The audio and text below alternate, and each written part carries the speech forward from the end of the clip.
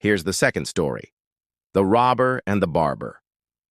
Once upon a time, there was a robber who delighted in robbing people. One day he came upon a barber shop. He slipped inside of it unperceived and heard the barber saying to himself, "If only I were a king, how many trims I should have to get out of those fellows that ride by me every day on horseback. I might make a fortune of it." On this, the robber laid hold of the barber and forced him to sign a paper in these words: "By order of a king, he who shall cut the hair of a rider without having leave shall have his ears cut off." Having given the barber such scare, he let him go, and then the robber walked out of the shop and waited about till a company of mounted horsemen rode past.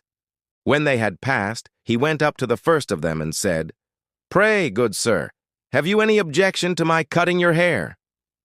"Am I to get my ears cut off?" asks the rider.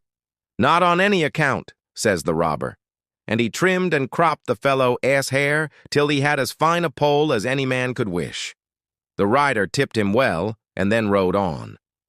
The robber played the same trick on the second rider, and then the third, and then the fourth, and each time he clipped them close and took their money. This sort of gain proved very profitable to the robber, and he continued the practice till he had robbed every rider of his purse and all the king's men. Next day he took the same way to see if any king's men would pass by, and sure enough, along came the whole troop, and the king riding in their midst.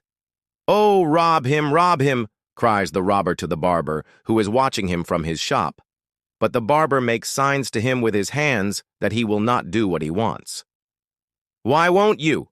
cries the robber. "Because I do not choose," says the barber. "Very well," says the robber, and he slips into the barber shop. The king, seeing what was going on, bids his men stop and calls out to the barber, "Barber, why don't you trim the stranger's beard?" "Oh, my lord," says the barber, "that rogue has threatened to cut off my ears if I touch his beard." "Oh, is that the case?" asks the king, and he gives the robber a hard shove.